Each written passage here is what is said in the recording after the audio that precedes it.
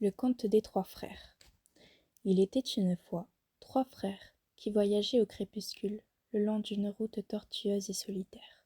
Après avoir longtemps cheminé, ils atteignirent une rivière, trop profonde pour la traverser à gué et trop dangereuse pour la franchir à la nage. Les 3 frères, cependant, connaissaient bien l'art de la magie. Aussi, d'un simple mouvement de baguette, ils firent apparaître un pont qui enjambait les eaux redoutables de la rivière.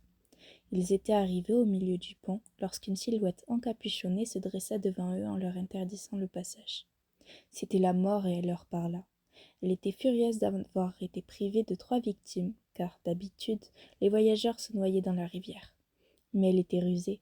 Elle fit semblant de féliciter les 3 frères pour leur talent de magicien et leur annonça que chacun d'eux avait droit à une récompense pour s'être montré si habile à lui échapper. Le plus âgé des frères, qui aimait les combats, lui demanda une baguette magique, plus puissante que toutes les autres, une baguette qui garantirait toujours la victoire à son propriétaire, dans tous les duels qu'il livrerait, une baguette digne d'un sorcier qui avait vaincu la mort. La mort traversa alors le pont et s'approcha d'un sureau, sur la berge de la rivière. Elle fabriqua une baguette avec l'une de ses branches et en fit don à l'aîné. Le deuxième frère, qui était un homme arrogant, décida d'humilier la mort un peu plus et demanda qu'elle lui donne le pouvoir de rappeler les morts à la vie.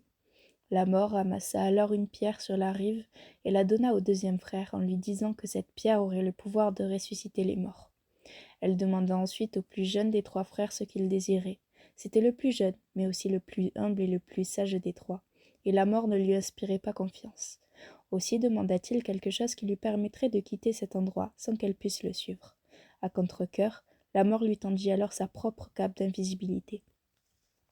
Puis elle s'écarta et autorisa les 3 frères à poursuivre leur chemin, ce qu'ils firent, s'émerveillant de l'aventure qu'ils venaient de vivre et admirant les présents que la mort leur avait offerts. Au bout d'un certain temps, les 3 frères se séparèrent, chacun se dirigeant vers sa propre destination. L'aîné continua de voyager pendant plus d'1 semaine et arriva dans un lointain village. Il venait y chercher un sorcier avec lequel il avait eu une querelle.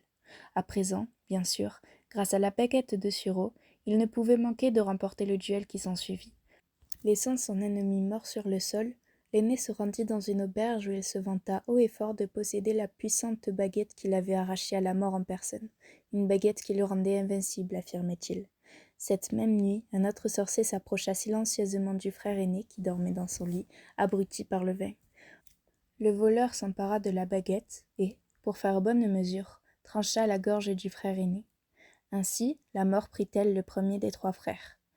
Pendant ce temps, le deuxième frère rentra chez lui, où il vivait seul.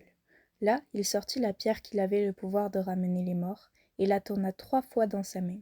À son grand étonnement, et pour sa plus grande joie, la silhouette de la jeune fille, qu'il avait un jour espéré épouser avant qu'elle ne meure prématurément, apparut aussitôt devant ses yeux.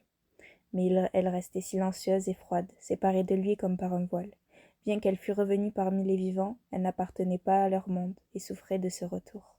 Alors le deuxième frère, rendu fou par un désir sans espoir, finit par se tuer pour pouvoir enfin la rejoindre véritablement. Ainsi, la mort prit-elle le deuxième des 3 frères. Pendant de nombreuses années, elle chercha le troisième frère et ne put jamais le retrouver. Ce fut seulement lorsqu'il eut atteint un grand âge que le plus jeune des 3 frères enleva sa cape d'invisibilité et la donna à son fils. Puis il accueillit la mort comme une vieille amie qu'il suivit avec joie, et tels des égaux, ils quittèrent ensemble cette vie.